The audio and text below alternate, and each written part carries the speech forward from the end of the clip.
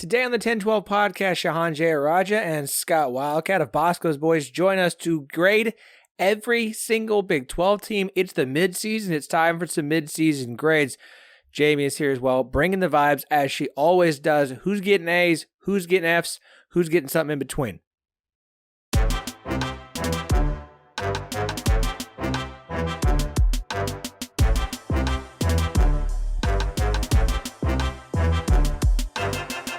Welcome to the 1012, the podcast that covers all 14 teams in the Big 12 Conference, plus Colorado, Arizona, Arizona State, and Utah. We are the flagship show of the 1012 Network. Find every show on the network at 1012network.com. That's TEN, the number 12, the word network. And we are partners with Sports Social, Europe's biggest sports podcast network. Hands down, period, fantastic. Go check them out. I'm your host, Phillip Slavin. Thank you for joining us today to recap Week 7 in the Big 12. And we're doing something a little bit differently this week. We're halfway through the season. Everyone's played 6 games. And so it feels like a good time to give some midseason grades out. We're going to do this in a way that everybody understands, A, B, C, D, F. We'll throw some pluses and minuses, depending upon how myself and my guests view them. No Andy today. He is not with us, but we're always happy when the vibe queen of the 1012 Network is joining us. That is JSJ, Jamie Steyer-Johnson. Do you know that they don't give letter grades anymore? In Iowa, mostly, at least. So what is it? It's called standards-based grading, and it's all based on Common Core, and you get exceeds expectations, secure, developing, beginning, or insufficient data. That isn't like the most corporate way to handle education I've ever heard. Wish you'd have told me this beforehand, because then we would have written those down as our way of grading, because insufficient data is incredible. It's so good, right? And but it doesn't work that way, because Oklahoma State, insufficient data. Baylor, I think we have enough data to say not good, but we'll get there. You've heard they'd be beginning. I don't think they're in the conference, are they? I don't think we're talking about them this episode. The two other voices you have heard so far joining us today. He is when it comes to voices who cover the Big 12 conference on a national level, I don't think there's anybody that any Big 12 fan appreciates and admires as much as this man. One of the hardest working men right now, and I got to tell you, has been gets back from London, wife is pregnant, moving houses, covering college football. The fact that he gave us some time tonight to hop on and talk Big 12, either he just loves the conference that much, or I just caught him in a moment of delirium and he didn't realize what he was agreeing to. He is Shehan Jeyarajah of CBS Sports. Shehan, welcome back, man. Yeah, a little of this, little of that. Also, listen, man, I was having this conversation with some people actually when I was over at my cousin's wedding in London. I'm just so thrilled when people want to talk to me about something that's not NIL. I don't care about NIL. Don't ask me any more questions about NIL. I don't care.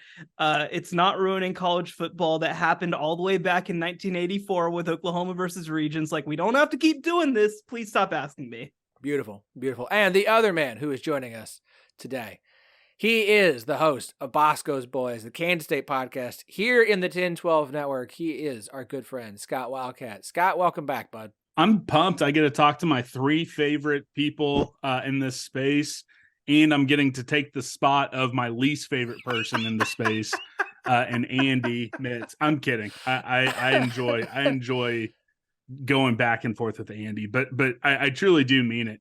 Shehan is my number 1 favorite, the only blue check Big J I trust. Phillip, I've gushed and talked about how much I enjoy talking to you. And then my celebrity crush in the world is JSJ. So getting to come on 1012 and for the second time with her here as well.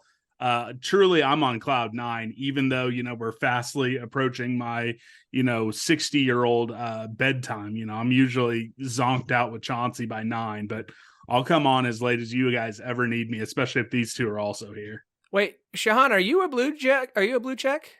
Well, he was. He was back during during when it meant something. Right, when it was real, when it was authentic. Yeah, back when K-State fans were taking on anyone with a blue check and in the media, Shehan was the only one we trusted, and I just kind of carry that forward. So, and Shehan, he is like, I think the number 3 most listened to guest in the history of Bosco's Boys, behind only Jacob Poland and Gene Taylor. So because I've accumulated all the listens per guest. Good. So Shehan just behind the greatest K-State basketball player and the greatest K-State AD.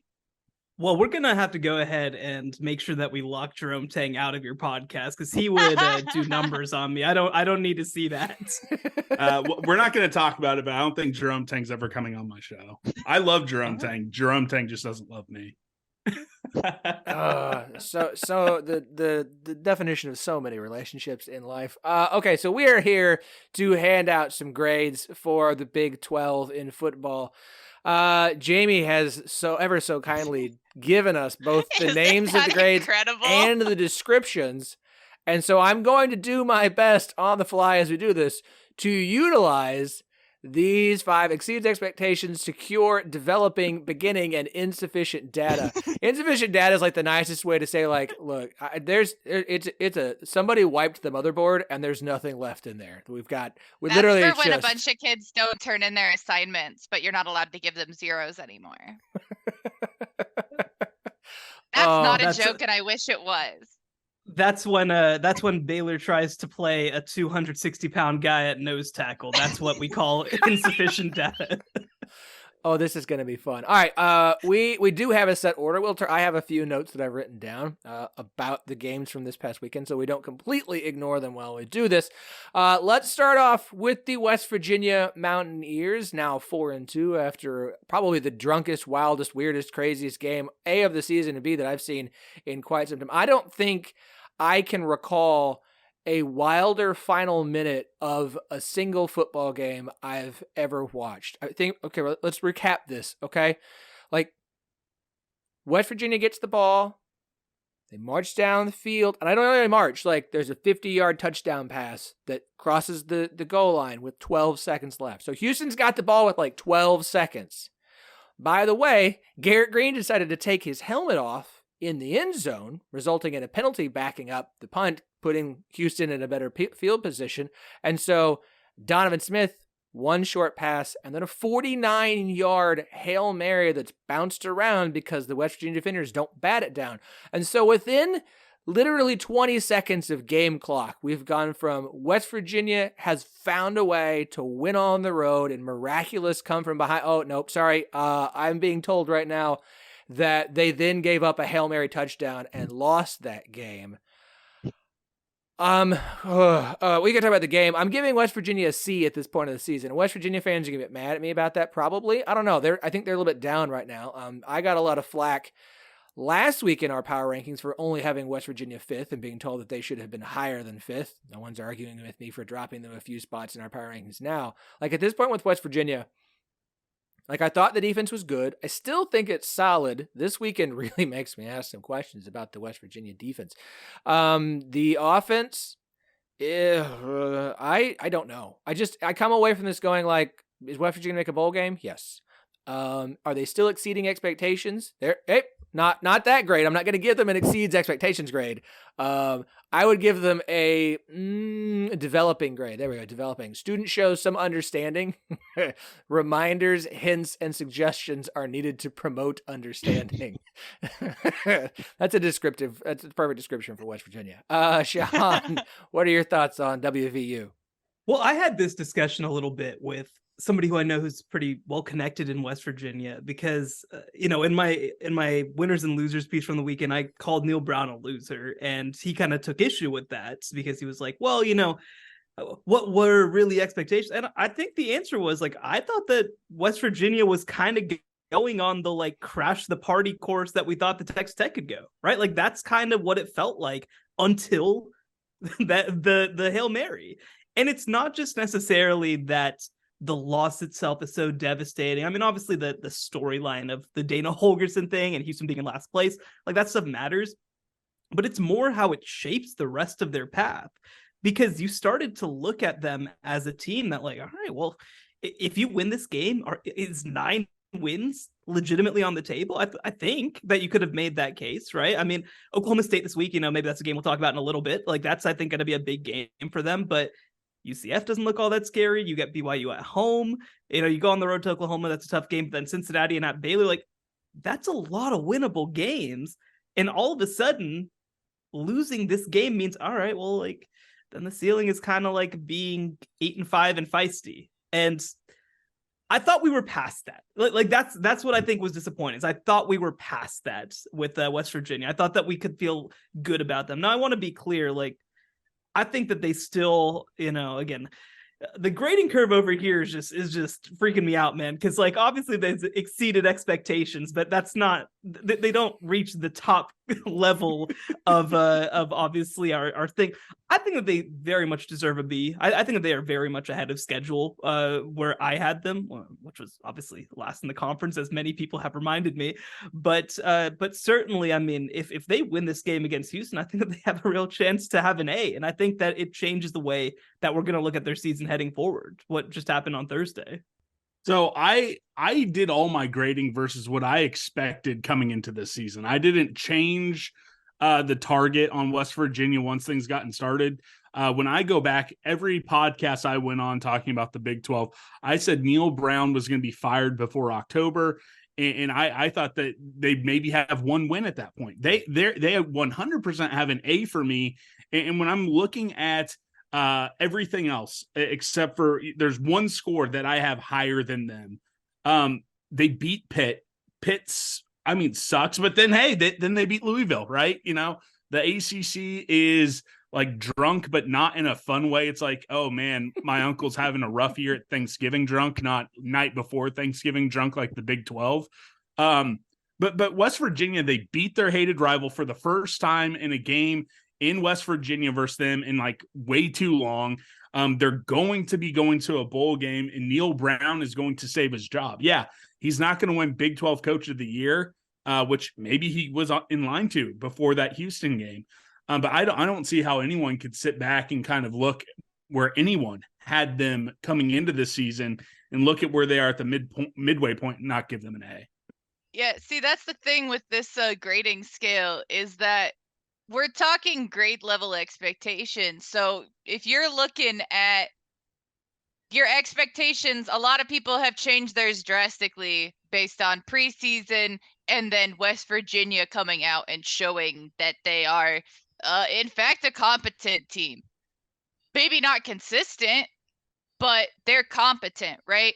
So I like your strategy there, Scott, to compare it to your preseason expectations, because by that, yes, absolutely, they are exceeding the expectations that literally anyone I saw. I did not see a single person even throwing out a contrarian opinion that they were going to be not even just not terrible, but decent. So they've definitely shown at least that. But if you then kind of adapted and said, all right, well, they've really shown that they can compete, and then thought that they could be challenging for that top of the conference, that's dropped off a little bit as a result of that one loss. But I pleasantly surprised. Look, having more teams that are actually decent means that you get more good games, right? So even when it doesn't end up going their way in the end with that crazy finish versus Houston, you get a solid game out of it, and you get, again, something to build off of where they still have so many winnable games ahead of them, because the bottom might not be exactly who we anticipated it would be, but there's still plenty of teams in the Big 12 that are going to be extremely beatable for West Virginia. A lot of teams very beatable for West Virginia, except for Houston. So the Houston Cougars... Well, they were beatable. They just didn't do it. I mean, lots of things are possible, but if they don't happen, theory only works so far. I'm sorry, I'm being mean. Okay, so for Houston, look, I'm going to give them a D. I have a D for the year.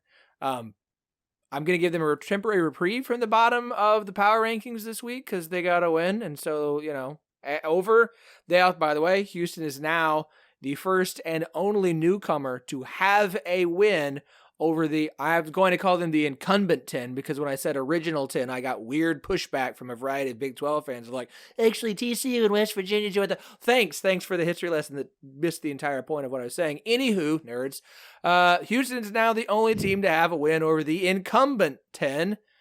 So congrats to them. Now, I'm not going to overreact here with Houston. I've learned better than to overreact to wins by Dana Holgerson at Houston. Fool me once, shame on me. If you do want some good news for Houston, Donovan Smith has been everything I had hoped he would be over the last 3 games when he came over to Houston. He was 16 for 16 in his final 16 passes in this game. Did not throw incompletion in the second half. Threw for 214 yards and 4 touchdowns during that stretch. Over his last 3 games for Houston, Donovan Smith has completed just about 76% of his passes for 882 yards, 9 touchdowns, no interceptions. Donovan Smith has been absolutely fantastic for Houston. It helped them in a win on Thursday. Had to think about that for a second. I almost said Friday. We'll see if the rest of the team can carry them forward. But I'm giving them a D. Like, look, I know the expectations for Houston were low, but like expectations for Houston in the Big 12 because of all the things that Houston's supposed to have going for it in the state of Texas and all they've been investing and building to try and be able to come in here. And you hired Dana because he knew the Big 12 and he was going to be the big time guy. And he's like, you can't recruit players to West Virginia. That's why I'm going to Houston. And for the season to have started the way that it has, like, congrats on this win. It's just like it's hard to look at a Houston team that has some of the players that it has on the roster and go like, yeah, this is it's not an F, but I'm gonna give it beginning. Student shows little understanding of the concept. Additional teacher support is needed. No, I'm right there with you. I think a D is fair. Obviously, look, the newcomers, it was always going to be a little difficult. I think it's probably, outside of one team that's actually been, I think, kind of impressive. I mean, it's been perhaps even worse than I expected in some ways, just dealing with some of those depth issues. I remember with Houston heading into the year, I thought, well, look, can you really build a whole team out of just wide receivers? And I guess the answer is no. I will say, look, the West Virginia game, that's just a things happen game. I was pretty encouraged by what they showed against Texas Tech too. Like, they competed for most of that game and just kind of got out talented at the end there.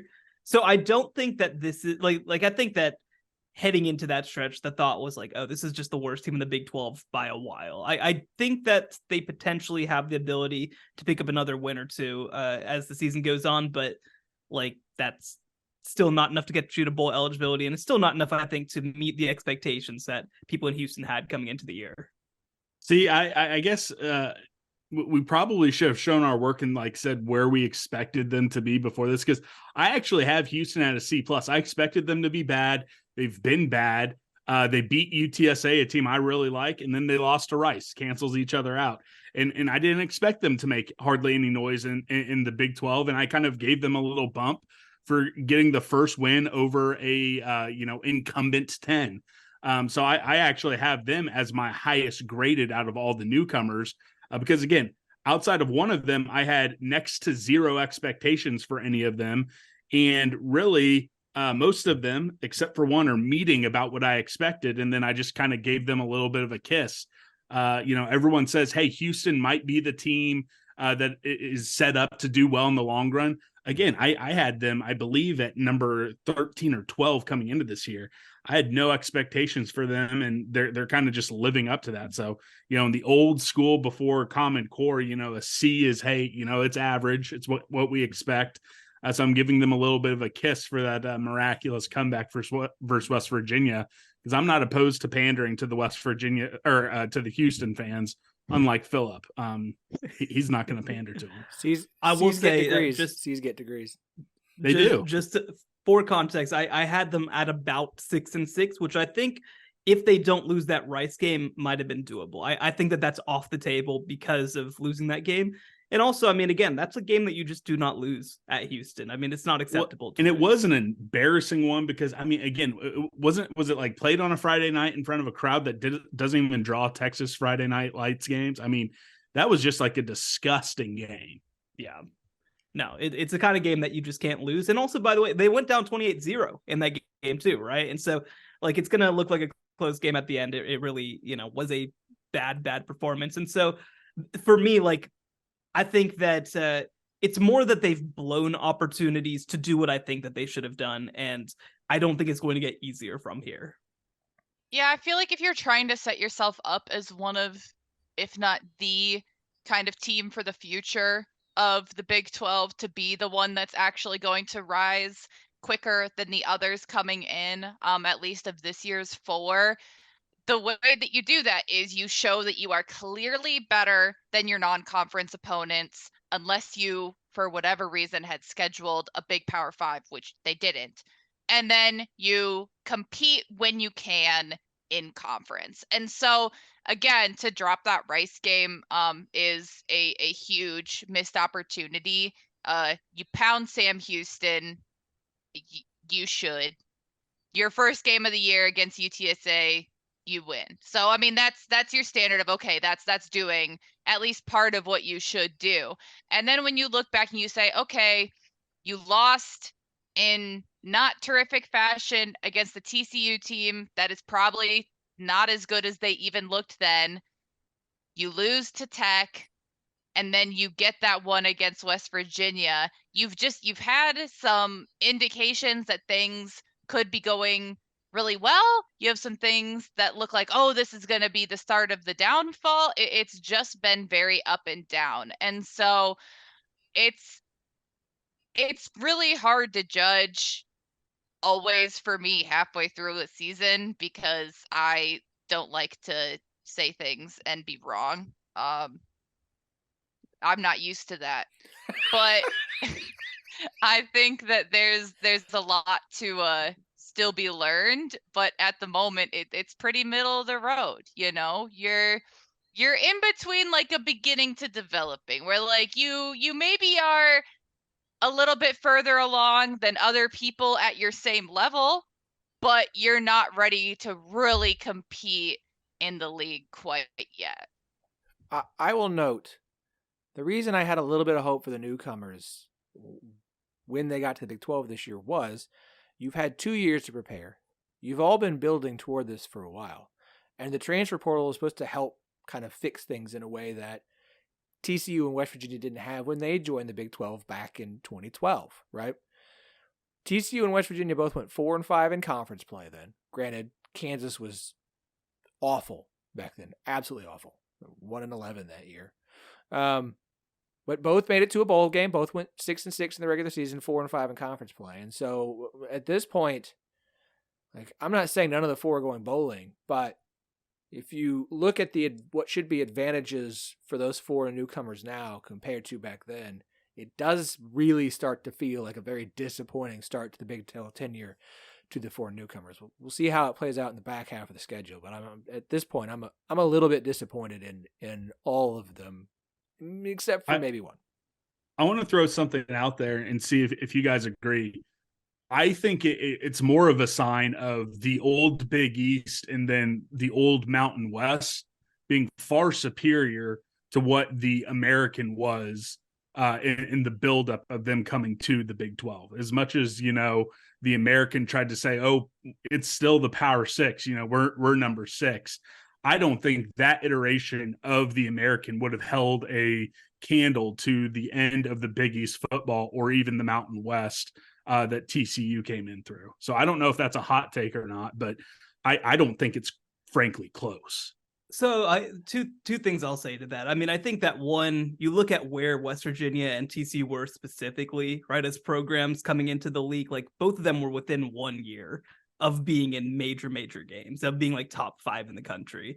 And the other thing that I'll mention is, like, I think just in general, the sport has become more stratified is probably another part of it too, right? Where, like, I don't even think that, I mean, Cincinnati managed to do it. They managed to finish top 4, but like, it is almost impossible to like really build your way towards that for a number of reasons, I think, at this point. So, I mean, I do think that that's part of it. I do also think that, again, like, if these teams join the league in 2021, I think that maybe we're talking about them a little bit different. Whereas, like, you know, where I don't think that it necessarily looks quite the same when they're coming in 2023. All right. Let's move on. I've got Iowa State next. Jamie. I'm giving Iowa State a B minus. I'm throwing the minus in there. I would say at this point, well, I'll give them a secure. Student can apply the skill or concept correctly and independently. Look, every year I have to remind myself to forget what happens in the non-conference, and every year I forget. I go into the year and I'm like, okay, we're going to be ready for this season. 3 games in, I'm like, oh no, we know what Iowa State is and it's terrible. And then we go, oh, that's right. Matt Campbell doesn't care about the first 3 games of the season. I forget every single year. After the first 3, Iowa State went, hey, we can't run the ball. Let's become a spread offense. Completely switch things up. And now our 3-1 in conference play after an abysmal start to the season. Oh, by the way, Rocco Beck now looks like the true future for the Cyclones at quarterback. I'm going to give him a B minus. I'm going to ignore Matt Campbell's non-con tendencies and say, like, I have been impressed by Iowa State so far in conference play. And with the way the conference kind of stacks up, like, we could have a very nice Iowa State season moving forward. I mean, can we just like erase the 7 minutes in the second quarter against Oklahoma? Because if we could do that, like, Iowa State's been pretty impressive since Big 12 play has started.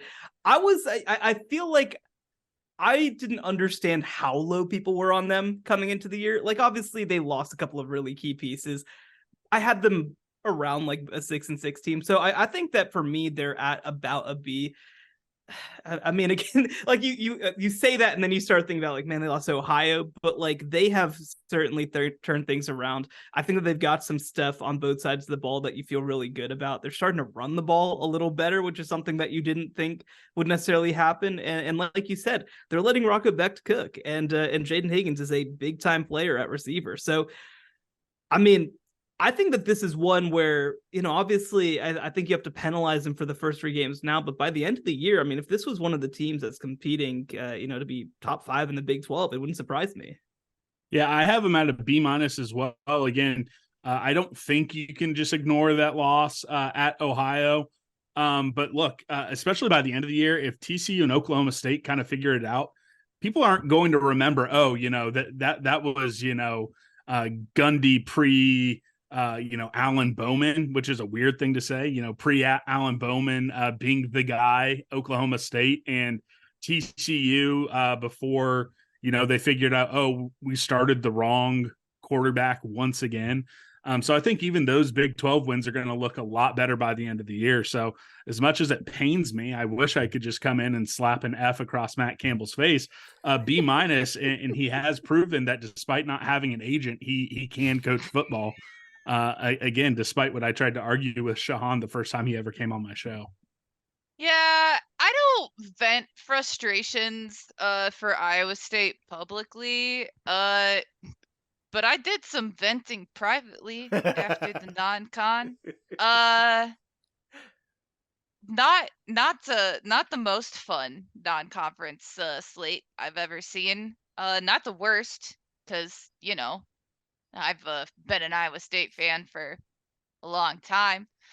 But it's not the point of today to discuss my distaste with the way that we handle non-conference. I do maybe buy in a little bit to a discussion that I've had many times with a couple group chats that in retrospect, perhaps having some of your biggest players on the team, most important players on the team, throwing up the entire way you're on your way to a game might affect the way you play it, I suppose.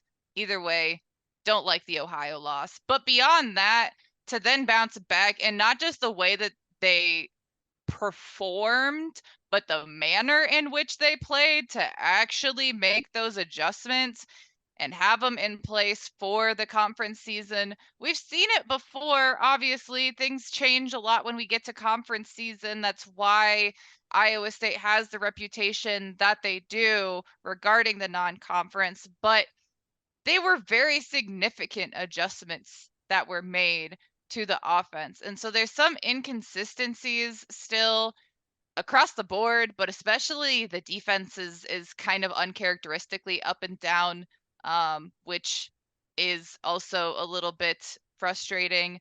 But I think just a little bit above average is about right. You'd be looking at, that B-ish range, depending on what you expected of them, that developing plus range. You're not secure, but you're getting there.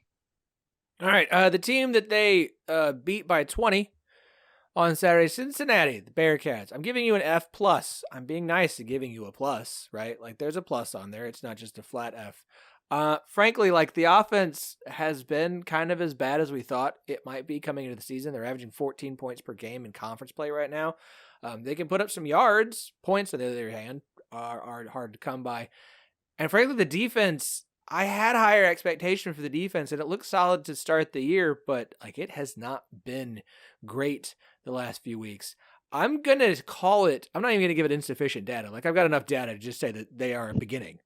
Student shows little understanding of the concept. Additional teacher support is needed. I'm in a lot of after-school lecture tutoring here is required for Cincinnati. Like I didn't love the Satterfield hire when it happened.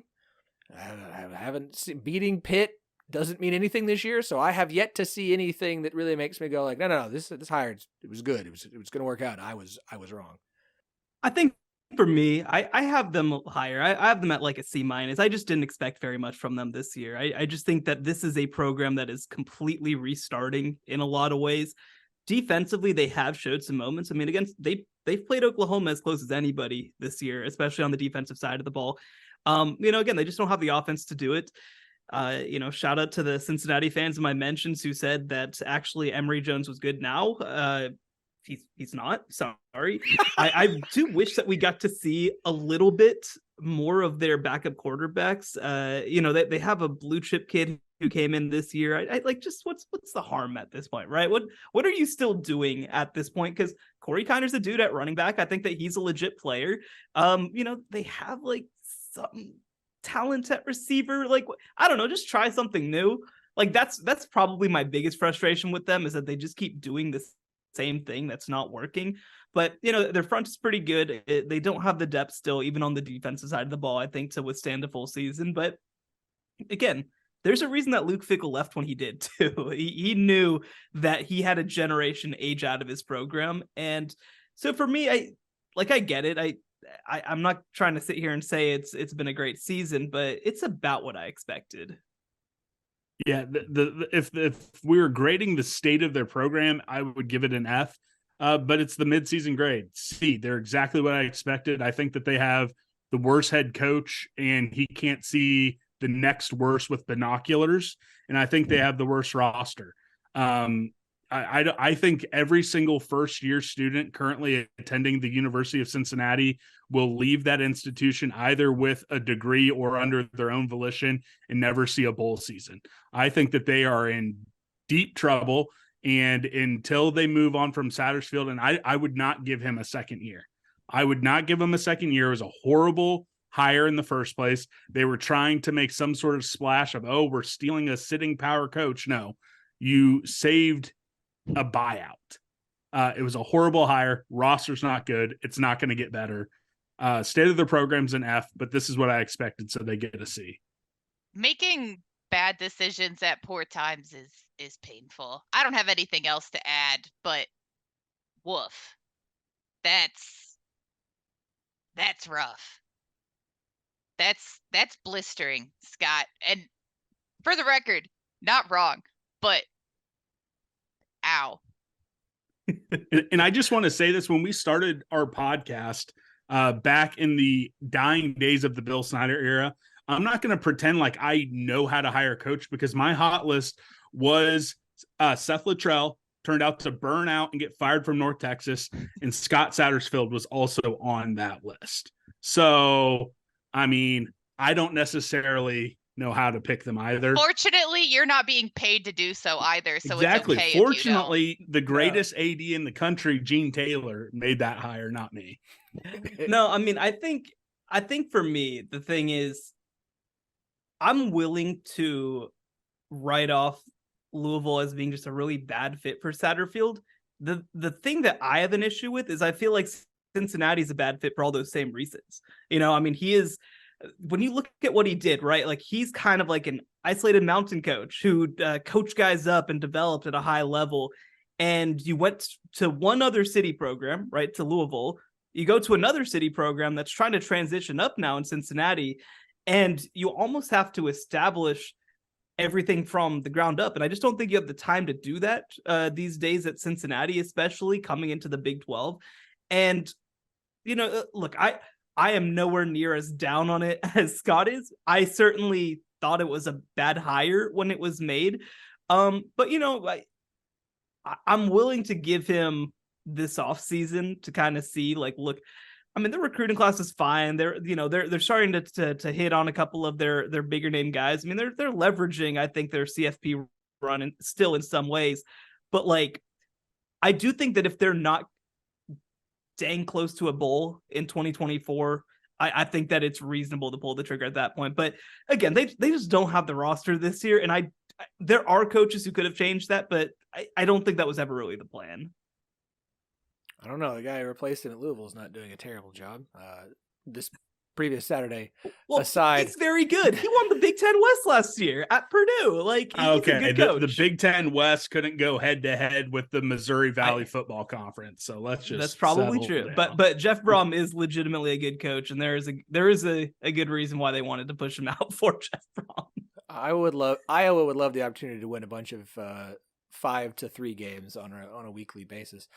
Okay, let's move on to the Kansas Jayhawks. I have a B for Kansas. I think people came into the season, and if you want to use preseason expectations, like I do think people were like, well, last year was great. It was a little bit fluky, and there was some question about this year of, can they take another step forward? And I think they have. Like, even without having Jalen Daniels, who continues to be injured, and having to ride with Jason Bean, like, I know you lost on Saturday at Oklahoma State. Offense struggled in the second half. Mistakes were made. I know you got thumped by Texas. Like, that's fine. Like, I still think that this program isn't moving forward. This team this year is going to continue to move forward. Like, you're going to not making a bowl game at this point. I mean, you've got 5 wins. Would be a catastrophe. Not making to 7, 8, maybe even 8 wins this year. I think it's all right in front of them. I thought they were the 3rd best team in the Big 12. There might be 8 third best teams in the Big 12 with the way the Big 12 is working out right now. If you told me that 7 teams finished tied for 3rd place, it wouldn't shock me. But, like, I think this is a good Kansas season. And I think it's good to it stinks for Kansas because this does feel like, we talk all the time about Big 12. It's all about hitting the peak of your development cycle, and that's when you try and make a run for the conference championship, make a run for Arlington. If Texas was a normal old Texas like they've been for the last decade plus, like, Kansas probably goes to Austin and wins that game as well as they've been playing. And we're talking about Kansas like, is this the year that we keep the someone new makes the conference championship game ever since it came back streak alive? But I think it's a good Kansas team. I think it's a good year. I'm giving them a B. I will give them a, let's see, we'll go with secure. Student can apply the skill or concept correctly and independently. No, I mean, I think a B is the right grade. I think that they've, like you said, done everything that we've hoped and a little bit more than that. I wish, for their sake, that they had been able to survive that game on Saturday.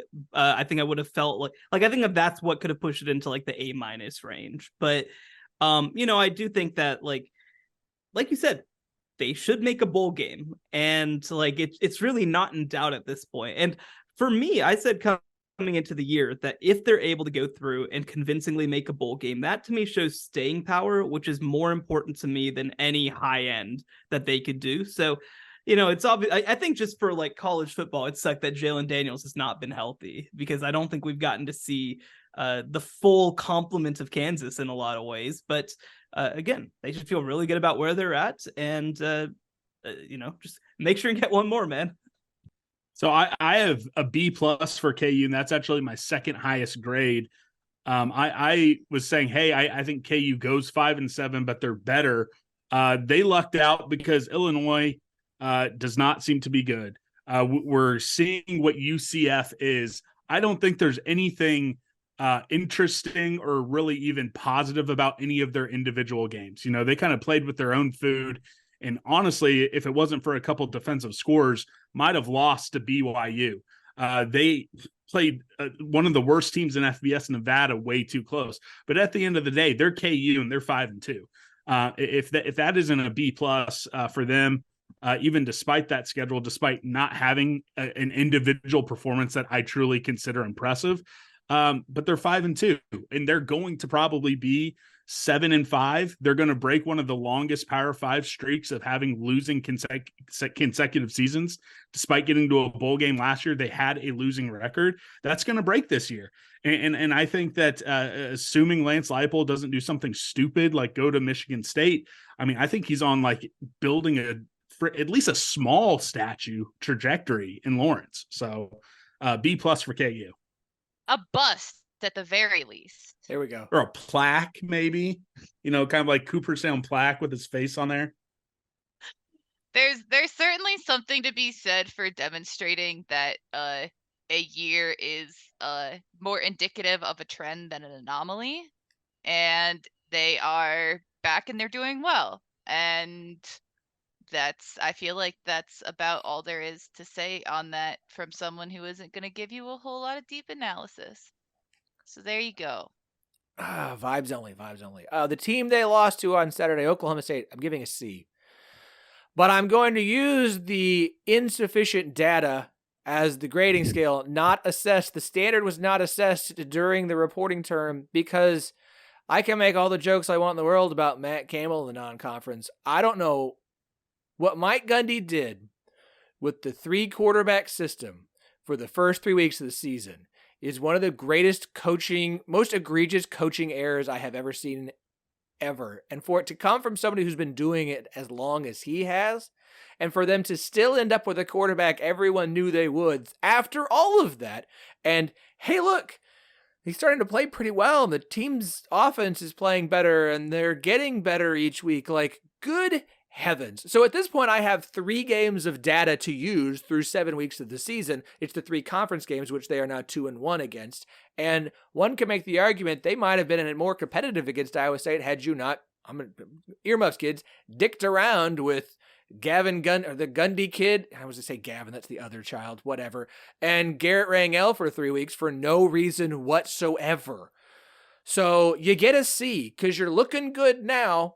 And that's the only thing I have to go off of, but I'm not going to pretend like the first 3 weeks of the season didn't happen. I had to watch every minute of it painstakingly, so I'm not going to just forgive you for it. Yeah, what was that? Just all of that. Like, what was the point of that? What were you doing? Like, it was just, again, it's working now. They're in good shape. I mean, I will give them a C+. And I think that by the end of the year, we could be looking at a B+. Like, I think that this could be happening.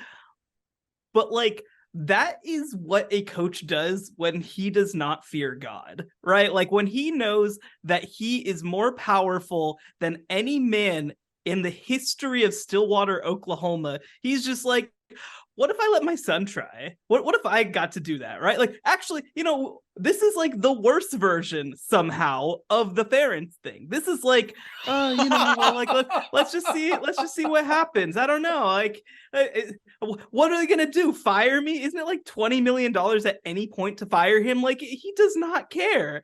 And now he's like, all right, well, it's winning time now, and now he's gonna go and win 8 games, and I'm gonna pull my hair out because I don't understand how this is possible. But I mean, again, the Iowa State loss, like you said, if Alan Bowman is practicing with his receivers full time for 3 weeks, then that probably looks a little better. And also that win or that loss just doesn't look that bad anymore. Like, Iowa State is actually just pretty good.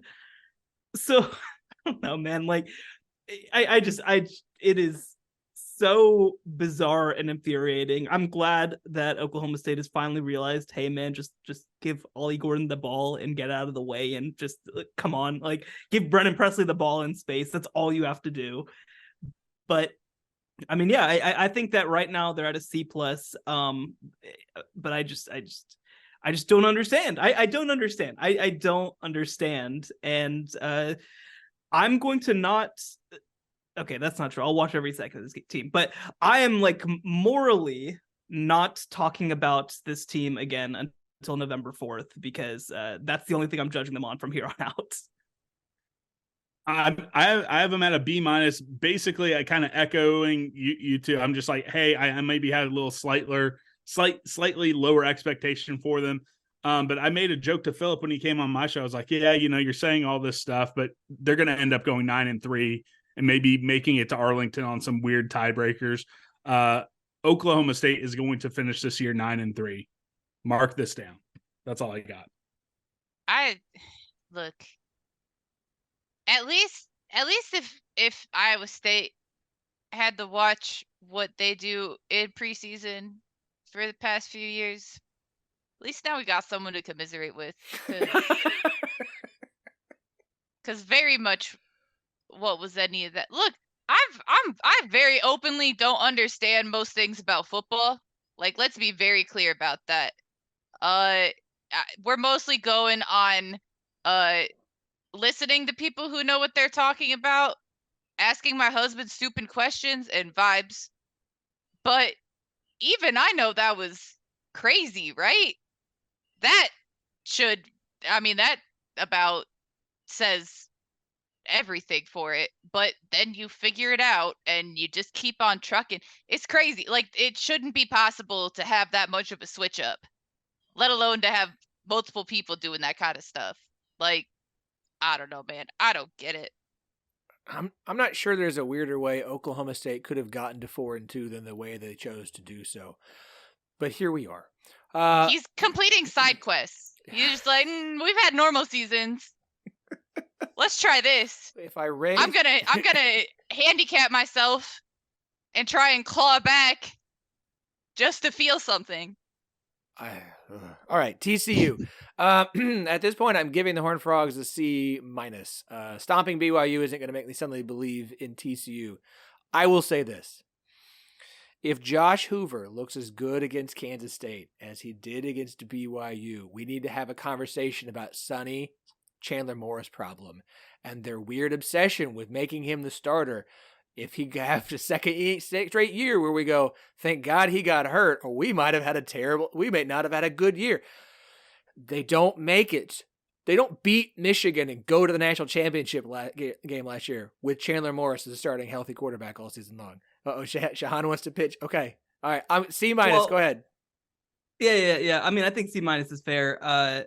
Their real answer is that they're cursed and like it's impossible to pick the right quarterback because like Chandler Morris came in as a backup quarterback and knocked Baylor out of the college football playoff. Like, it just doesn't matter who they pick. It's wrong. It does not matter who that player is. They just keep picking Chandler Morris for some reason. And next year, they'll pick Josh Hoover and he'll get hurt and they'll put Chandler Morris in and he'll go win a Heisman. Like, that's what's going to happen. It does not matter who the name is. They've got the most bizarre curse of all time. I don't know what it is. I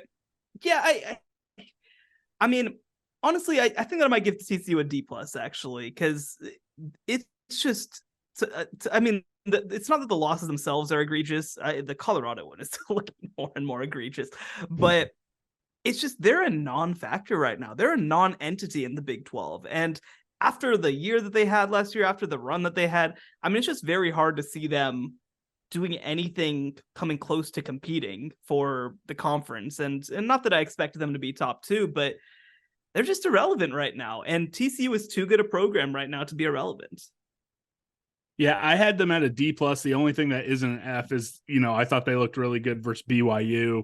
Again, I don't think very highly of BYU, but, put up a big number. And that Colorado loss is looking worse and worse. I give them just the tiniest of passes because I don't think anyone actually knew what Colorado was going to do on offense. I mean, what tape were you going to go off of to get a game plan together? Parker argues this against that point vehemently. Okay, well, Parker isn't here, so Parker can just shut up. And I don't care about the Parker thing. But it is worth noting that Sean Lewis coached under and learned the system from Dino Babers, the former wide receiver coach at Baylor. And by the way, that's Kendall's dad who's running that program. So we should know a little bit about Sean Lewis things about offense. Okay, well, fine. You and Phillip and Parker can all gang up against me. And I gave him a D+. That's it. That's fine. That's fair. The team that they stomped on Saturday, BYU. I know.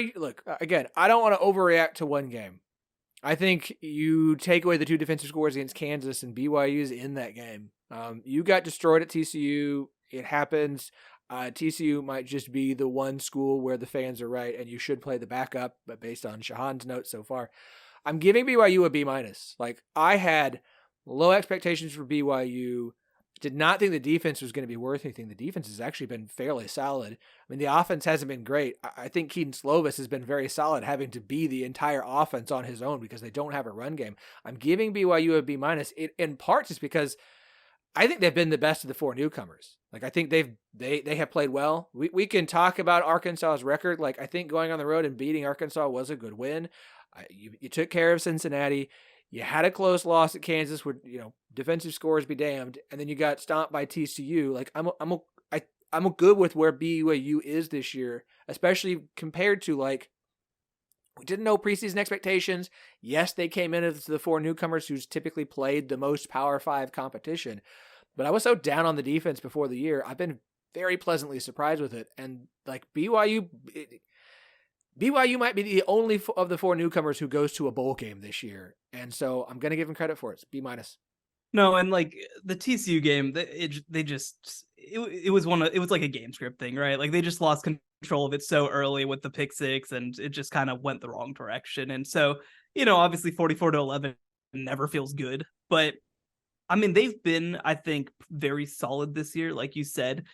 Probably easily the best of the newcomers. But like, what's impressed me so far is I think that their depth has held up. They were actually the program that in some ways I was most worried about from a depth perspective, because they're going from a situation where they played 4 games a year to all of a sudden now having to play 10 because they played Arkansas also in the non-conference.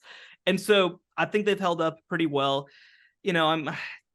Keaton Slovis has had his moments, and I think that he's been good enough most weeks. Other than, again, the way that they react after this TCU game, I think is going to say a lot about where this program is. But I think that they've done a nice job. To me, yeah, like they've clearly risen above expectations. I wasn't sure if they'd get to 4 at all this year, honestly. And so to be in a position where you just have to steal 2 more somewhere to make a bowl game, I mean, I think that's pretty good shape. And this game against Texas Tech, I think, is going to teach us a lot about them too. Yeah, I have them right at a C. They're right about my expectations. Again, I think that Arkansas game exceeded my expectations. The KU game a little bit and some of the mistakes they made on offense. And then that TCU game kind of, a little bit below my expectations. So it comes out to right that average C for BYU. If they do end up at a bowl game, though, if we do postseason grades, if they get to a bowl game, I do think that puts them in that B to B plus range for me. So if they do find 2 more wins, I think it might be difficult, especially if they don't get Texas Tech. But if they get to a bowl game, I would have a hard time giving them anything worse than a B or B plus. Yeah, I mean, if they get 2 more wins, those would both be coming over our incumbent teams, right? So that already would be a pretty significant boost there. The standard that I was holding Houston to was looking at how do you perform in your non-conference? That is the number one thing there, where beat the teams that you're quote unquote supposed to beat. They did that, and that it doesn't, frankly, to me, really matter that much whether Arkansas is a great win or not a great win. Like, they got the win. That's really the caliber of opponent there to be is not really that relevant. And then you come into conference, and yeah, you've had some struggles there a little bit, like you said there, Shehan, against TCU. Got out of control really early, but ultimately you beat one of the other incoming teams. You've at least made it look like you have some things that you are moving in the right direction. So I would say, slightly above average. You're looking at like your C plus, your B minus, whatever. But they've got the potential to really put themselves in a position where they're looking a lot better by the end of the season, because there are, again, we look at winnable games on the schedule. They certainly are there, but to do that, to go out and win those, you're going to have to really play solid full games. And we haven't really seen a whole lot of that so far, at least in league play. So if they go out there and they get another couple wins, I would definitely be really impressed. One team that is always A+ is our friends at Charlie Hustle Clothing Company. Charlie Hustle is a vintage-inspired clothing company based out of Kansas City that specializes in collegiate and hometown apparel. Charlie Hustle wants you to be the best-dressed fan this season, so be sure to check out their wide selection of officially licensed collegiate apparel today. Show off your school spirit all season long. Y'all, it's getting cold out. They've got hoodies. They've got sweaters. They've got some the nice varsity jackets. They've got brand new bombers, baby. And they are all three of us, not you, but the three of us all got new ones today dropped for our schools. Yes, they did. Or maybe two if you're part of a really elite fan base. I mean, they already had a bunch from K-State because they know we're the best, and we already had one, so now we've got three. Well, we got four, so yeah. But ours are better, is the thing. No, they're not. Ames. I have that one. I mean, that one is pretty cool. I am gonna say, Phillip, because you call them sweaters, I call them crew necks. I'm not kidding, folks. I say it on my show every time. Their fleece, whether it's the crew neck, the hoodie, or the joggers, the most comfortable thing in the world. I have 10 of them. I'm not kidding. I have 10 different crew neck sweatshirts from Charlie Hustle. They are that comfortable. I think I've reached the point of my dad mode that I'll just wear sweatshirts. I've never been a big sweatshirt guy. I've always been skinny. I think they're weird, and the taper at the bottom I'm not a big fan on. But like, man, I don't care anymore because I got 3 kids, so like I'm become not concerned with what anyone else around me thinks or is doing. So it might be time to invest in a Charlie Hustle sweatshirt for myself. So they've got every school except for Cincinnati in the Big 12, but they do have Colorado, and those are some of the more than 30 schools to choose from. They've got you covered with all your collegiate apparel needs. Use the promo code TEN1215, TEN1215 for 15% off all non-sale items. It's October, y'all. It's not just that it's cold. Christmas is coming. Hint, hint, nudge, nudge. Make the people in your life happy with some Charlie Hustle. So use that promo code TEN1215, 15% off all non-sale items. Charlie Hustle, vintage, made, fresh. One team that I'm not giving an A to is Kansas State. I am giving them a B. A B. I had to B. Like this is gonna be fun. I can't wait for Scott's one. I am. I'm giving them a B. Like maybe that's too high based off of preseason expectations. But I still feel pretty good about Kansas State. Y'all, is it Avery Johnson time in Manhattan? We're talking about quarterback disputes and battles. Kansas State quarterback Avery Johnson became the first freshman in FBS history to rush for 5 touchdowns in a single game on Saturday. Are we going with a one? Do we have a new quarterback? Are we going to stick with a 2-quarterback system? What are we going to do moving forward? I don't know. As an Oklahoma State fan, thanks for saving him for one more week. Really appreciate that, Coach Kleiman. I'm giving Kansas State a B. Like, for me, it's they lived up to hopes and dreams for this season of being the team that would probably knock out Oklahoma or Texas from Arlington and get there to keep the 2 SEC schools from competing for the Big 12 championship? No. Would it shock me if they finished the 3rd best team in the Big 12? It would not. It would not. So look, I'm giving it a B. I'm not as disappointed, I think, as what Scott might be doing. So we'll see what happens there. Shehan? I'll answer a couple things. I do think it's time for Avery Johnson. If anyone wants my full, I timed it, I think, at 18 minutes and 37 seconds thoughts on this. Go to the Boscoe's Boys game review. Ultimately, Will Howard is not going to be the legend we all hoped he was. Is the team in place to best fit his skill sets? No. Has he regressed a little bit in his decision-making and play? Yes. But when you have a world-class talent like Avery Johnson, you have to make the move. I don't think it is going to be exclusively Avery Johnson. He's still 18 years old. He's still pretty skinny. I think we're going to still see a handful of Will Howard snaps most games. And I think before the year is done, we're going to have Will Howard win us a game, but it is the Avery Johnson era. Will Howard is a Big 12 championship quarterback. He's going to go down as a cult hero, not an all-time legend. When it comes to K-State's grade at the mid-season point, it's a D+. It is a failing grade. In no world, even with as good as Missouri could end up being, It was an abject failure. It is going to be a loss that is seared into my brain for rest of my life. That game, yes, it took a SEC record field goal to win the game at the buzzer at home in front of the first sellout crowd in over a decade in Missouri. That is true, but losing that game in that fashion is an absolute failure. Is good as Oklahoma State's final record's going to end up being, the way they played that game, and a lot of it at the hand of the wide receivers and Will Howard, losing that game in Stillwater. Again, House of Horrors. I get it, but that's still an absolute failure. There is no reason why K-State shouldn't be undefeated in the top 15, maybe even top 10 right now, based on where their preseason expectations and where the AP and coaches had them at the beginning of the season. All that said, hey, they can still rebound. They can still get to a 9-3 record. If they can beat Texas, I mean, hey, win out, you're still in Arlington. Everything that K-State wants to accomplish can still be there. But at this point, it is a failing grade. There's no world where it's not a failing grade at this point in the season, from my point of view. I agree with most of what Scott says. To me, that's a C-. I don't think that, because I think that there are some teams that we're going to get to that are real failing teams. I don't quite have. I got some Fs.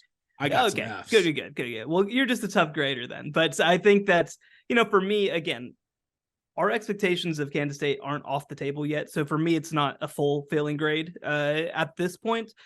But certainly, I mean, the way that they lost to Oklahoma State was shocking. And again, maybe that ends up not looking so bad, but the way they did it is still shocking. To be, like you said, in that game with Missouri, the way that it happened is pretty shocking. And, that even in the games against UCF and Texas Tech, it hasn't been as dominant as I hoped that it would be so far this year. Now, again, maybe they found something with Avery Johnson, and that's going to carry them through. That might just be the answer. And again, like you said, a lot of winnable games left on the schedule as well. But I do just feel like my question coming into the year for Kansas State was, okay, where is that dynamic play going to come from on offense? Where is the Deuce Vaughn, the Malik Knowles, that sort of thing going to come from on offense? And right now, Ben Sinnott, who, again, like I said, averages 14,000 yards per game whenever I watch, he's leading the team in yards, but that's not really where you want to be in the receiving game, especially. Now, again, if Avery Johnson is just going to be a dynamic player as a runner, then that helps. I personally feel differently about the team, though, if it's having to lean on a freshman to kind of take them through. I think that just changes the way, can they get to Arlington that way? I think it's possible, but it's much, much more difficult when you have to trust that a freshman isn't going to lose you a game or two, because he probably is. So, to me, it's a C-. The goals are still on the table. I think that they're unlikely to reach my goals, which was being top 2 in the conference. But that's still enough for me to give them a C- at this point. And we'll see what happens from here. I mean, they still have Texas on the schedule. And if they win that game, then obviously everything's kind of back in good shape. I will say I do like that K-State's level and the expectations, hey, a 3-score win in Lubbock, and basically until the dying seconds, a 3-score win over UCF. We're thinking not as dominant as we would have liked. The reason why my grades at this point, why I'm happy to hear you say that, is because I do think the expectations for this season and for Chris Klieman moving forward is so high. So as hard of a grader as I am, it's music to my ears being 3 scores on the road at Lubbock. Not that impressive for this team. I love that. That's my favorite thing I've heard this, the entire night. Oh, I felt like that was good. We'll move on. I know we're going long. I'm being, efficient. You're good, JSJ. You just don't want to get to the point where we talk about volleyball and K-State sweeping Iowa State. Oh no, look. Okay, quick digression, because their environment there. Shehan's never going to talk. Their environment there looks that is so sick. I've been looking because I know that their attendance is really high, especially for the fact that they're a fine, solid team, but they're not ranked. and their attendance is unreal. I haven't been able to watch a ton, but that match was popping. That was amazing. No, I'm super jacked up about that just for the conference. Like, I'm bummed Iowa State lost, but that's like really, really cool to see that environment. I hope they go win a bunch more. Honestly, like, obviously, as we all know, losing Texas and Oklahoma really doesn't matter all that much, but it does suck a little bit to lose Texas volleyball because this is a heck of a volleyball conference, man. This is a really, really good volleyball conference. BYU and UCF are really good, right? Yeah. Joining those one-time Final Four participant Baylor Bears, it's no big deal. BYU, Houston's very good. Yeah, Houston's good too. Houston's very good right now too. Let's talk about how bad Texas Tech is at Texas football. Tech. Now okay, D. I'm not giving them F because I was not as high on them in the preseason. Like the whole Texas Tech is the dark horse. Brett McMurphy putting them in a New Year's Six bowl because they're going to win the Big 12. I was just like, let's slow the roll a little bit. That said, they've still way underachieved on expectations. The offensive play calling, I feel so bad for Tech fans. It's just where it continues to be absolutely confounding. Kitley liked to run the ball at previous stops. I know it's spread offense, but he just seems to refuse to do it despite how obvious it is the passing attack isn't working. It happened when last night or Saturday night when Morton went down. You're like, hey, we got a true freshman. Let's just have him keep airing the ball out. Interception. I think he's still throwing interceptions right now as we speak. It happened against West Virginia when Shuck went down. I was like, yeah, forget Taj Boyd. Forget that we have this incredible running back at Texas Tech. Let's just keep throwing the ball. Texas Tech is 9th in EPA per rush. They're 104th in EPA per pass. Cool. PFF ranks Texas Tech's rushing attack as 20th. Their passing attack as 118. Texas Tech is bottom 25 in the following stats: passing yards per completion and passes had intercepted. But please, keep airing the ball out and don't give it to Taj Brooks. Give him 17 carries. It's not like you were like, oh, well, we're down by 10 points. We can't run the ball anymore. Really? Is that not a... I'm giving him a D because I didn't think they should be in Arlington good, but I didn't think they should be this bad either. It has not just been that they have lost as many games as they have. They keep inventing new ways to lose games. It is absolutely confounding to see. D. And I won't put a minus on there just because I like our show, Tortillas and Takes. I'm right on that C minus D plus line. I think that for me, you go look back at every individual game. It's like, that wasn't that bad. I mean, it sucks that they lost it, but they haven't had a moment that's just been a disaster by any means. And they've, I mean, like you said, they've cycled through 3 quarterbacks while that's happened. I think that, I definitely understand the complaint and the criticism about not giving Taj Brooks the ball more, but I think that a big part of this is that they do not trust their running back depth at all. They are so terrified that Taj Brooks is going to get hurt and that they don't trust what they have behind him. Because, I mean, you look at their carry list. I mean, it is Taj Brooks at 131 and that number 2 is 24, right? Nobody else is carrying the ball except for that dude. And so I think that that's a big part of it, is that they're trying to keep him healthy. Now, I do think that the other part of this is that you're just kind of at the point where maybe you just have to lean on him. You're playing with a true freshman quarterback who, by the way, is not Avery Johnson. And so you probably don't need to be putting that much on him. I'm going to be very curious to see, with this game against BYU this upcoming weekend, to kind of see what is the game plan? Because again, they built a game plan around Baron Morton, who's been playing pretty well over the past couple of weeks. It's hard to just throw that out whenever you have a true freshman step into the game. But I'll tell you what else, man.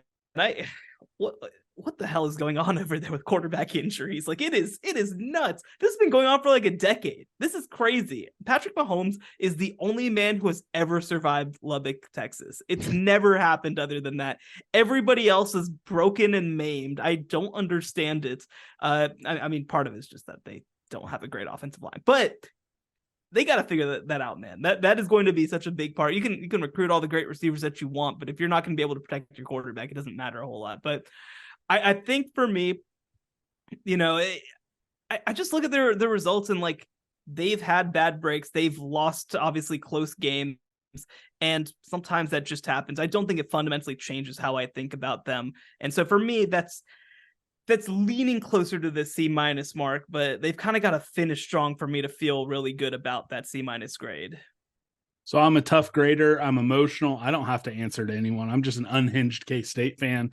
And I bought into the Texas Tech hype. I bought into the McGuire hype. I thought, okay, hey, they got a coaching staff. They have a good roster. They might not get to Arlington, but hey, they're going to be a contender for 9-10 wins. If things go bad, 8 or 7, they might not go to a bowl game. I would love to see like the live overs and unders. Their new win total might be right at 6 if they're readjusting. I had high expectations, and yes, the game out in Laramie, it went to overtime. It was still a loss. Yeah, they collapsed versus Oregon, but it was still a loss. And then again, they have a home crowd. They had the lead in the third quarter versus K-State, and then they're just like, no, we're just going to throw away anything we're successful, and we're just going to, 4 verts every single play. You can't ignore all of that. So I'm giving them an F. I think they have been a failure, and maybe they beat BYU and can get up to a D+. But right now, I mean, they're just in the doldrums of failing. And maybe it's on me. Maybe I shouldn't have bought in. Maybe it's the preseason hype. I shouldn't have put them in the AP course. That's on me. I'm the guidance counselor. That's partly a failure on me. But where my expectations were, it's an F. Yeah, Phillip, I keep going back to our preseason episode where I unfortunately had no idea what was going on. I also, besides my computer, I also fixed my phone, so I get all my texts now. That's good. I had About no time. idea how many I was missing. That was messed up. I wasn't getting texts. I had 3 in a row from Phillip that I had not gotten and I had completely ignored. I texted him back. I'm like, hey buddy, sorry, I didn't get any of these. He thought I was just blowing him off. But you kind of saw the vision here with this one, and even so, I don't believe that you would have predicted exactly how poorly this season has played out for Texas Tech. It's been it's honestly been a little bit painful to watch for many reasons. I like to assume that your story was a metaphor for what happened whenever they call run plays. That it just they're just not getting text somewhere out there. That somebody lost the play sheet that calls run plays, and so that was all related. They flipped them upside down at some point, and there's just been some excessive level of miscommunication, and even that I don't think could account for exactly what is happening out there on the field for the Red Raiders. To your win total point, Scott, no team in the history of the Big 12 Conference that's ever started 0-2 has made it to a bowl game. Just going to remind everyone of that stat. I did the research myself. It's accurate and relevant for Texas Tech and Baylor this year. All right. We're on to the 4 teams that didn't play this weekend. I know we're going long. I apologize, everybody. Oklahoma, A+. They're not just 6-0. They're 6-0 against the spread. Venables has done yeoman's work to convert this team from the Riley all-offense, no defense to a team that plays good defense and is actually balanced. I'm not going to play if Texas and Oklahoma met on a neutral field a second time, they met on a neutral field, Oklahoma won. Let's not play this game. I give them an A+. They've been really damn good. When you are 6-0 against the closing line spread, and you've been favored by double digits in some games, folks, you are what is the term? Exceeding expectations. Student demonstrates an above grade level understanding of the targeted skill or concept. Congratulations, Oklahoma. I can't believe that Cincinnati game closed at +13. Oh man, it ended up being a 14-point game. They have some games that feel like spiritual non-covers, but they, that SMU game, come on. I can't believe that really counts the cover in our book, but it does. It does. It counts the cover. No, I mean, I'm going to give them an A. There's still some things offensively that I don't feel awesome about. And look, they're 6-0. They're whatever, top 7 or 8 in the country right now. And they deserve it. They are the favorite to win the Big 12. I still just have my eye on some of those offensive issues, some of those lulls that they have. Now, again, since father-in-law gate. Their offensive coordinator has done a very good job of trying to put that behind him. And I mean, so ultimately, I do think, this is probably still the favorite in the Big 12. This is probably the team that I think, you have to feel good about coming out of the conference. But I don't know. I don't know what it is. I can't get there fully on Oklahoma. And maybe that's me just being stubborn because of what I expected from them early in the season. But I don't know. There are just some questions that I have about their offense that I don't feel like have been fully answered. A+, literally everything Phillip said, I had wrote down on my notes. So, Phillip not only is super handsome, but super smart as well. Yeah, my notes too. They're just out of frame. That's it. The other half of Red River, Texas, I'm giving him an A, not an A+. And because, look, the red zone issues we have pointed out cost you against Oklahoma. Can you get those fixed? Because if not, you're going to lose to Oklahoma again in Arlington, probably in another close game.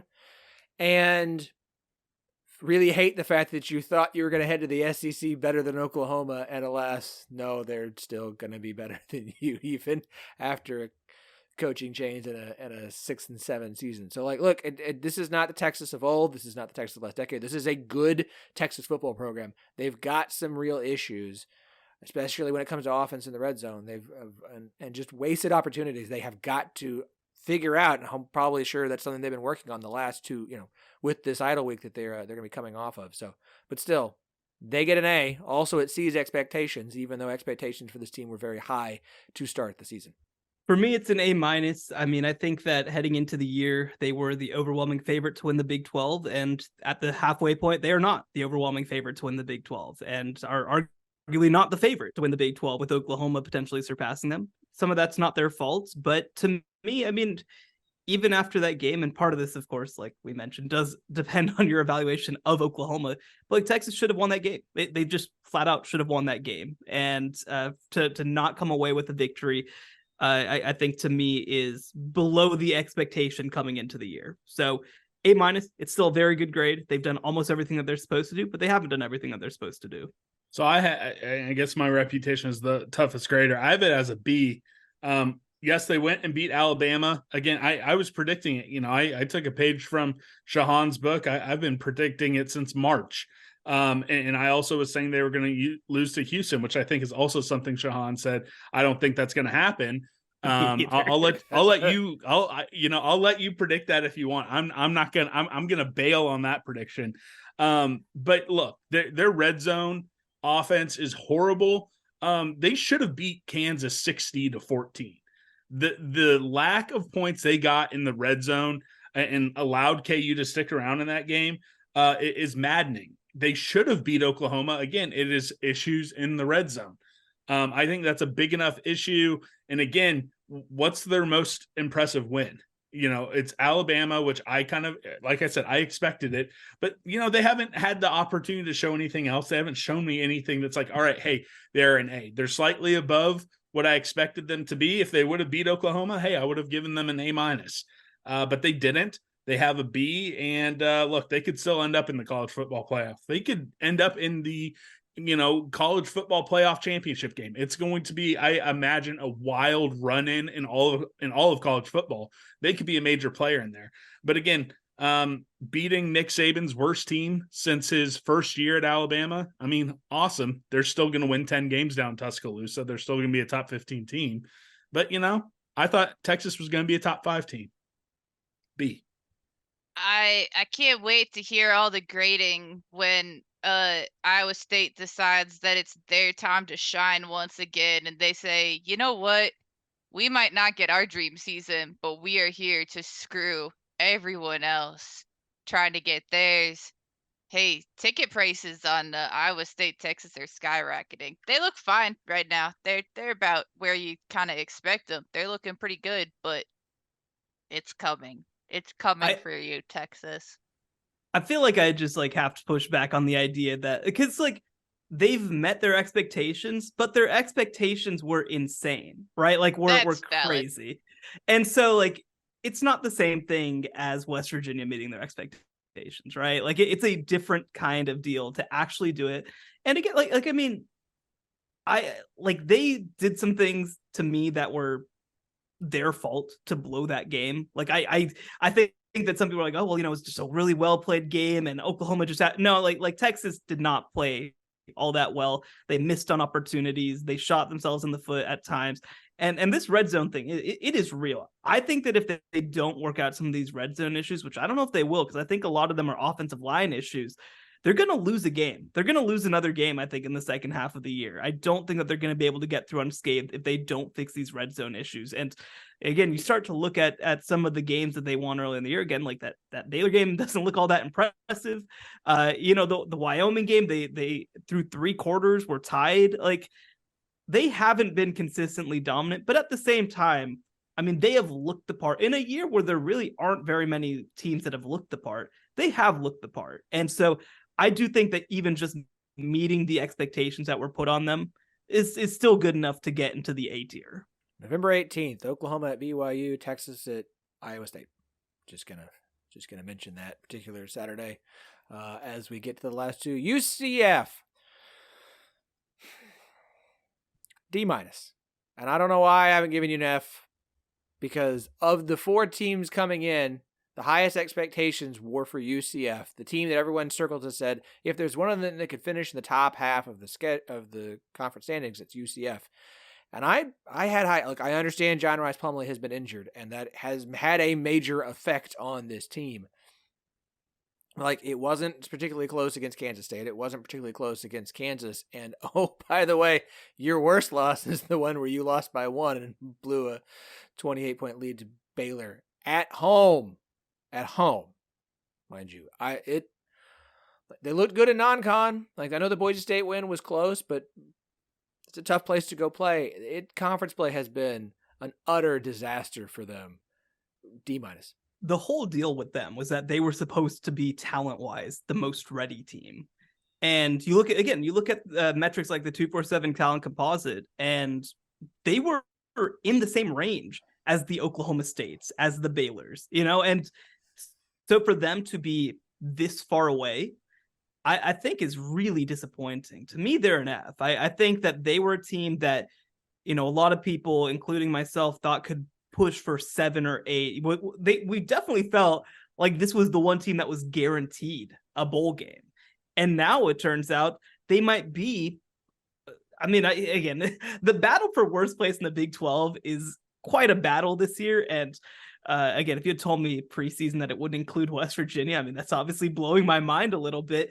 But UCF is right there with them. They have not looked good. I thought that even with John Rice Plumlee in the lineup, they'd have some issues. I think that he's the kind of quarterback that would have been awesome in the Big 12 like 12 years ago, and the entire conference is now built to put him in a straitjacket, and we haven't even really gotten to see it, like truly. And so, I just think that this roster is also better than the 3 games that we've gotten so far. To lose pretty big against Kansas State, to allow the comeback against a horrible Baylor team, and to get destroyed the way they did against Kansas. So look, are they going to finish last place in the Big 12? I would bet against it right now, but like, holy crap, guys. Like, I just did not see them being the team that has flopped this hard. And I think that you could make the case at this point that, it depends. What do you value more? A UCF win over Boise State, who doesn't look all that good, or a Cincinnati win over Pittsburgh, who looks terrible? Like, that's what you're weighing at this point to try to figure out who is the worst of the newcomers. And UCF should not be a team that's in this conversation. They just shouldn't. Yeah, it's an F. You said it. You took the words right out of my mouth. Again, I'm not giving them credit for beating Boise State. Boise State is bad. This is not, BCS Buster Broncos of Boise State. This is bad Boise State. This is who they are now. I'm not giving them any credit for that. Again, I thought they're going to be good. The whole refrain from their very online, very young, and honestly, very fun fan base. I enjoyed interacting with each and every one of them that I did at Manhattan Brewing Company on Points Avenue, in case anyone ever ends up in Manhattan for a football game. Interacted with multiple of them. of the UCF fans. I enjoy, the Sons of UCF podcast, but they all said, we are Power 5 ready. We are ready to compete in the Big 12. And it's been a massive disappointment. I know it was a premeditated contract extension for Gus Malzahn, but man, quietly get that through. You can't be publicizing that when I'm thinking, hey, this time next year, he might be on the hot seat if they don't figure it out. So yeah, I'm giving them an F, and I'm putting Gus Malzahn on the hot seat as well. Yeah, if you're holding them to the same standard as the other couple that I've discussed here of the newcomers, they've won their non-conference, they've lost every game in conference play, and the way that they've lost is not inspiring. So for, again, Sky, you're talking about how they kind of were setting themselves up that they're going to be the ones that are much more prepared. That's just factually incorrect. To lose that Baylor game is a big ding against them, because when you're in control and then you melt down like that, there's a lot of factors that have to go wrong in order to lose a game like that, and none of them really bode well for a season as a whole. So they can certainly go out and win a couple games, especially because they do play both Cincinnati and Houston, other newcomers. Maybe they can beat up on each other a little bit, but I really wouldn't be surprised for them to go through and not win a single game against an incumbent team. And that includes both West Virginia and Oklahoma State, which at the beginning of the year, West Virginia, I would have said, oh, for sure, I'd be picking UCF. And then even a couple weeks ago, I would have said Oklahoma State should absolutely be beaten by them as well. They got to fix that. They got to fix that run defense. It's awful. God, that run defense is non-existent for UCF. All right, last school, Baylor, F. I'm gonna read a quote from Baylor Athletic Director Mac Rhodes that he gave on 365 Sports. Quote: "No one is okay with Saturday's performance." This is after last week's, or 2 weeks ago. "I was certainly completely disappointed, and certainly no one's okay with 2-4 at this point, halfway through the season. I'm not, and I know our fan base isn't, or anybody tied to the program. When you're 80s coming out and saying stuff like this, y'all, Is GJ Kinney happy? Is one season enough at Texas State, or is he gonna be? It's not, but it's not. No, it's not. It's not. Baylor was not on my list of schools that would be open at the end of this year, but the way this is going, I'm congrats on the massive comeback win over UCF, so that you're not in last place. But it's hard to I can't take that as some data point of no, Baylor's okay. Yeesh. Yeah, I mean, I'll read the beginning section of our Iowa proficiency school whatever thing. Student shows little understanding of the concept. Additional teacher support is needed, and Mac Rhodes has stepped down to do some teaching, man. He's come down and said, we need to do different things on offense. When your athletic director is talking about how you structure your team, that's probably not great. The other thing is, I don't know why anybody's talking about the offense, frankly, because the defense has been the thing that's been horrendous, and that's Dave Aranda's thing. Their run defense is abysmal. It is unbelievably bad. I don't know how low this grading scale goes. After Z, does it go to double A? I don't know exactly how low we can go, but wherever we can go, that's where this is. It is incomprehensible that Baylor is this bad. You could not have explained to me before the season that it could be this bad. And the thing is, I do think that there's a decent chance that they're going to try to find some way to fire some assistants and bring Aranda back, because I think that buyout is pretty significant. After obviously he got a contract extension in 2021, but this is a do or die moment for Baylor's program in a lot of ways, I think, because you obviously have the 4 teams coming in, you have 4 coming in next year. I mean, and when you have these transitions are when you ultimately kind of remake yourself. Baylor remade themselves in 2011, 2012 into one of the Big 12's leading programs after that realignment. And they were able to carry it all the way through for a decade. And if they go into the next realignment, essentially the next 2 or 3 years as a bottom feeding program, I think that could be a long-term issue that Baylor's going to have to solve. So the timing could not be worse. The performance could not be worse. The situation could not be worse. Recruiting is falling apart. Structurally, I think that they're in a really bad place. The team appears to have given up on their coaches at the moment. And so we'll see what they do coming out of the bye, because it's real bad, man. It's real bad. Yeah, F-. I had them with my worst grade. I was verbalizing in the final build up, the final 2 weeks in the season. I kept saying to myself, I think the entire offseason I was too low on Baylor. They might make some noise, and then the game versus Texas State, and then once I saw that final score, I didn't watch a second of it. I saw the final score, and I thought it was wrong. I thought something was a typo. I thought my app was wrong. I thought the score inside the K-State game was wrong.